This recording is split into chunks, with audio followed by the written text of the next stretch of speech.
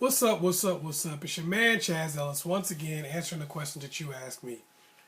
A good question that I got was, a person asked me, this lady asked me, she says, I've been dealing with every dude that I pretty much dealt with has cheated on me. How do I stop attracting losers? The answer to that question is this probably gonna piss people off. I already know. Sometimes when I do things, I already know people are gonna get mad. You know, they ask me the question. I already know some people are gonna get mad. How do you stop attracting losers? Well, the number one thing is, if every single person that you attract is a loser, that means that you are a loser yourself.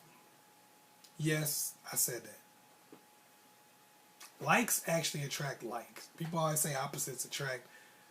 That's not in real life. That's not with human beings. People are attracted to people that are like themselves. If you notice, doctors usually hang out with other doctors. Cops usually hang out with other cops. If you notice, drug dealers, most of their friends are usually drug dealers. That's just kind of how that works. If you are a person who is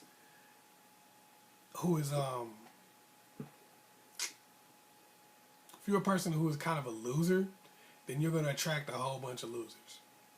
So, the biggest thing that would help you to not attract all losers is to stop being a loser yourself. Now, for most of you, I don't actually believe that you are losers, and I don't believe that you attract nothing but losers. I believe that most of you who date people, because just because someone cheats on you doesn't necessarily make them a loser. But I believe most of you who date people who are absolute losers accept losers. It's not necessarily that you attract them, it's that you accept them. You attract all kinds of people, but the people that you accept are people who are the dredges of society. Not necessarily because you guys have something in common with each other, as much as it is the fact that for a lot of people, dating the dredges of society, for some reason, makes them feel good about themselves. And for some people, they also just don't feel like they can do any better. They don't feel like they can get any better. They don't feel like they're worthy of better. So they always date people who are kind of off, are beneath their station in life, are beneath where they're trying to go. Like, for instance, they may have a goal. They're like, oh, I'm about to go to college, and I'm about to get my life together, and I've been going to college for the last 3 years now, and I'm already about to get my degree. And they're like, oh, well, what is your boyfriend doing?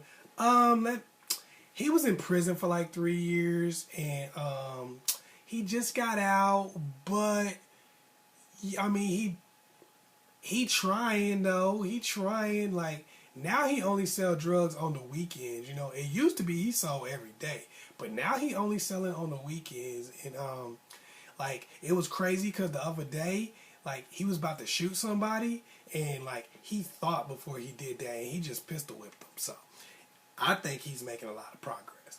Well, anyway, you get somebody like that. You get somebody like that, and it doesn't match your life. And a lot of times that's because people don't necessarily feel like they deserve people who are trying to do something, and they don't feel like those people will be interested in them. And a lot of people also live in, even though they're not a certain way, they travel in circles where people are a certain way.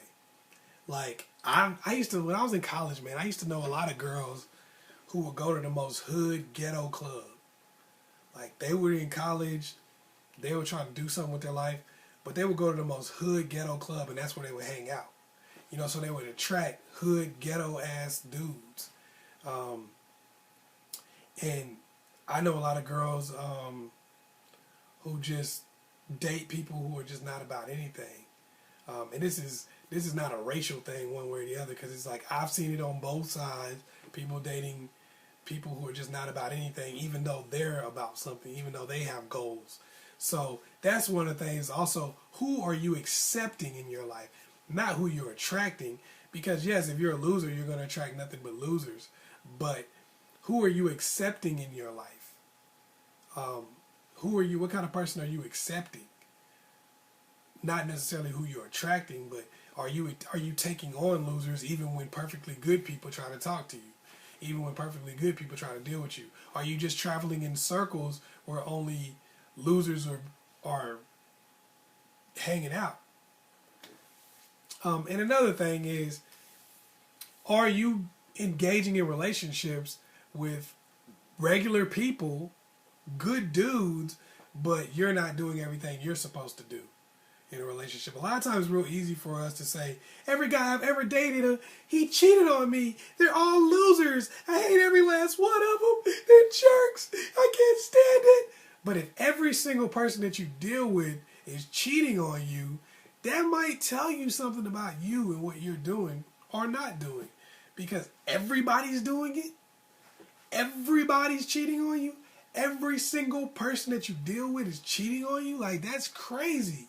You got to ask yourself the question, like, what am I doing wrong? What am I not doing? Maybe, just maybe, I might want to wear a thong and twerk for the dude once or twice. Maybe, just maybe, I might want to run him a bath and give him a massage with a happy ending. I don't know. And maybe, just maybe, well, maybe my attitude has something to do with it. Maybe the guy doesn't want to come home and get yelled at, or maybe he doesn't want to come to me complaining all the time. I'm not sitting here saying that that's the reason why people are cheating on you, but I'm sitting there saying if every single person that you deal with is cheating on you, then either A, you are accepting the wrong people, B, you are causing people to cheat on your ass with the behavior that you're exhibiting, or C, everybody is a cheater and you just need to accept that. So it's one of those. So what I would say is to stop attracting losers, to stop getting cheated on, stop accepting losers. If you are a loser yourself, be real with yourself and change that. And if you're getting good dudes, but you're just not doing the right things to keep them and keep people wanting to be faithful to you, then step your game up and expand.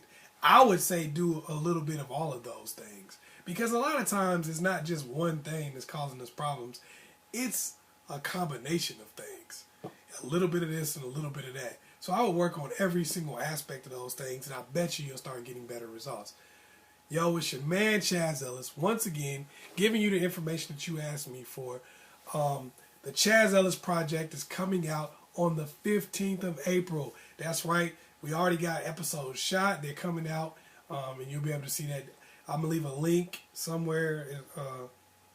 It might. At some point, there's going to be a link somewhere. And you're just going to go, bam. You're going to click on that mug, and it's going to be all good.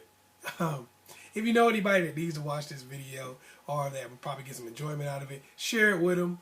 Also, go ahead and like and subscribe. Get that liking and subscribing going. Take your friends and like and subscribe. Your brother, your sister, somebody you got in a fight with in the 3rd grade, but you're trying to be cool with them now. Tell them to like and subscribe also. Once again, it's your man Chazz Ellis. Hit me up on Facebook, on AskChazzEllis on Facebook, whatever.